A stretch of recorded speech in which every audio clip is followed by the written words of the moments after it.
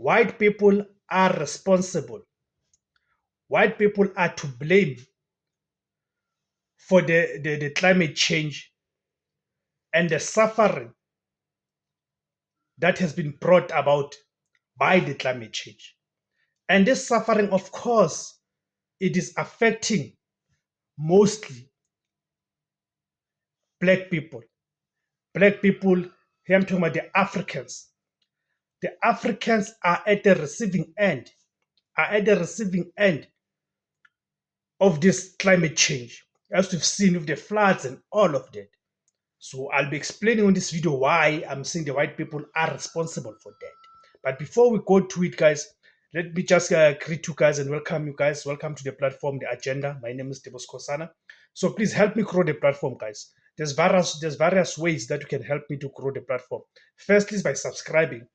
And after you've subscribed, please make sure that you click on the notification bell. So each time I publish a video, you'll then get notified. And it's important that you then watch the video so that will signal to the YouTube algorithm. And the YouTube algorithm will then recommend the video, to a much wider audience. Therefore, it means more people will access the video and the platform, then the platform will grow. Secondly, you can join to become a member. Let me mention Sfiso Mbajo has already joined. Thank you very much, Sfiso, for joining. Then you can contribute 20 Rand per month to the platform. Thirdly is by buying us the super thanks. Then fourthly is by making sure that you watch through the ads that we're playing on this video. Do not skip any ads, because that's another way for the channel to be able to earn the revenue. As I've already stressed, the importance of us being able to build sustainable alternative voices that are pro-black, voices that are able to challenge the popular narrative, the anti-black narrative. So please help me grow the platform, and also please make sure that you share the video. Make sure that you share the video on the social media platforms. All right. So let's then get to the main issue. So I'm saying the white people are responsible for the suffering that has visited black people. Because when we talk about the climate change, the floods, that all of that has been caused by the pollution and how the ecosystem has been destroyed by industries.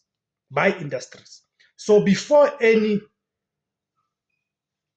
person loses their balls, accuse me of many sorts of things, the fact remains that in this world that we're inhabiting, and especially in the South Africa's context, who owns the industries? Who owns the industries? The industries that destroy the environment. You'd go check any or consult any data. It will indeed reveal to you that white people in this country, they still own and dominate the industry.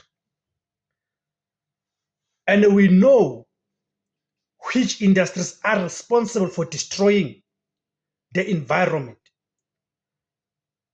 And therefore, those industries destroying the environment, that results in what we call climate change. You see? So it is not black people. Black people do not own any industries in this country. Black people do not dominate or control any industry in this country. Do not tell me about the BEE beneficiaries, because we know those people are just there because the white establishment is fronting using those black faces who have been given shares, to these companies, to these industries. So those are not real owners. They do not own and control the means of production. You see, go and check Stats SA, go check any credible stats company, go and consult it. Then you see data will indeed reveal that white people in this country still own and dominate the industries in this country. Therefore, indeed, they are the ones who are responsible for the destroying the ecosystem. That's on the first leg. Then we move to the second leg.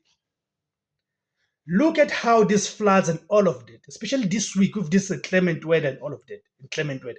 Let us look at between white people and black people, who are the most affected by these things. Then you realize that indeed black people are the most affected by this. Why? Because white people who are settlers in this country, when they came, they dispossessed black people, enslaved black people. So therefore they took away the land from the black people. They took away the productive and the best land. They removed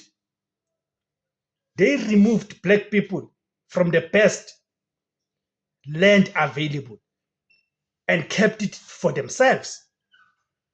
Therefore, condemning black people to the land that is unproductive, to the land that is not conducive or not suitable for inhabitant. Meaning, black people were forced to settle in areas, in the land that is not conducive for black people or not conducive for any human being. Meaning that is the area or the land that is susceptible to natural disasters, such as the floods and etc. So black people do not reside in these areas. Black people do not reside in these areas out of their own choice. You see? They do not find themselves living in those areas because they want to be in those areas. No. It is because colonialism and apartheid,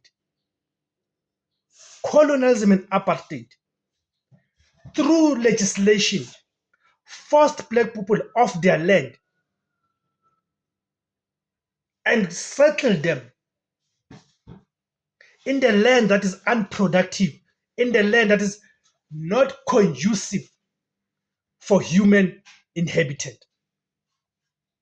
That is why you'd see that each time there's any floods, fires, or any natural disasters, it is always black people who are at the receiving end, of those disasters. You see? White people are not affected because they've kept this land to themselves, the best land to themselves, the safest land to themselves. And secondly, they are not affected because in terms of the economic structure of this country, white people are still at the top. Meaning, through their money that they have, the wealth that they have,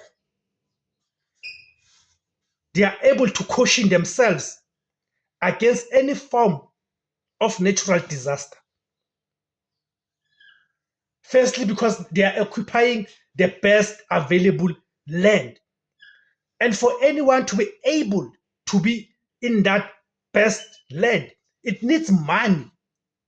So because black people have been rendered subject of poverty, they cannot be able to live in those areas that are considered to be safe from any natural disasters.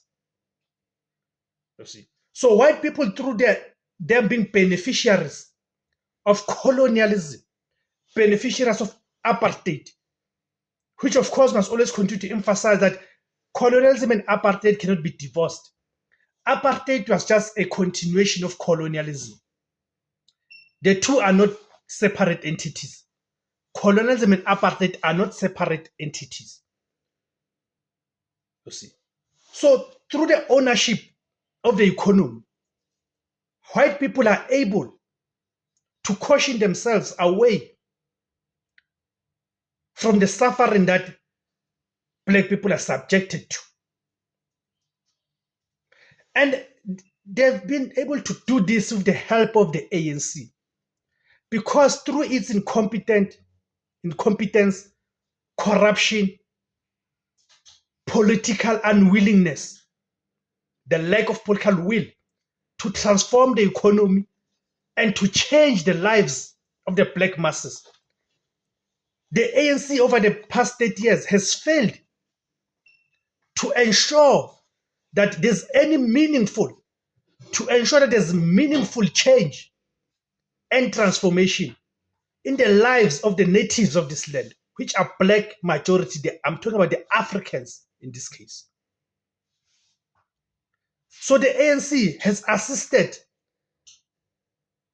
white people in condemning black people to the painful life of abject poverty and suffering that we are witnessing.